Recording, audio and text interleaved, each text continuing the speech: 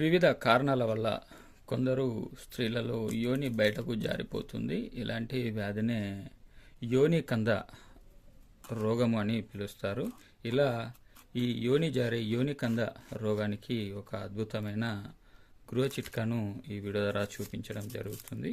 మీరు చూస్తున్నారు కదా వ్యూవర్స్, ఇది అరటికాయ. సో ఇలా ఈ అరటికాయను తెచ్చుకోండి. నేను మీకు ఇక్కడ చూపించడానికి ఒకటే అరటికాయను తీసుకున్నాను. మీరు ఒక 5-6 అరటికాయలను తెచ్చుకొని నేను ఇప్పుడు చెప్పే విధానాన్ని పాటించండి. నేను మీకు ఇక్కడ తయారు చేసుకునే విధానాన్ని, తీసుకునే విధానాన్ని చెప్తాను. ఆ విధంగా ఫాలో కండి. చూడండి, ఇలా ఈ అరటికాయను ఇలా ఈ పై పొట్టు తీసేశారు కదా. తీసేశాక దీన్ని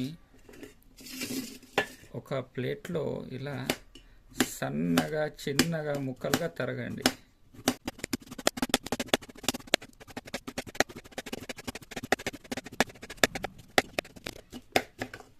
చూడండి, ఇలా ఒక 4-5 అరటికాయలను తెచ్చుకొని పైపొట్టు తీసేసి ఇలా సన్నగా తరిగి ఈ అరటి ముక్కలను ఎండలో ఎండబెట్టండి. ఓకేనా? ఎండబెడితే ఇవి ఎండిపోతాయి. పూర్తిగా ఎండిన తర్వాత, అంటే ఒక 3-4 రోజులు ఎండలో ఎండబెట్టారంటే బాగా కడాక్ అయిపోతాయి. గట్టిగా అయిపోయిన తర్వాత ఈ ముక్కలను మిక్సీ జార్లో వేసి బాగా గ్రైండ్ చేసి పొడిలాగా చేసి పెట్టుకోండి.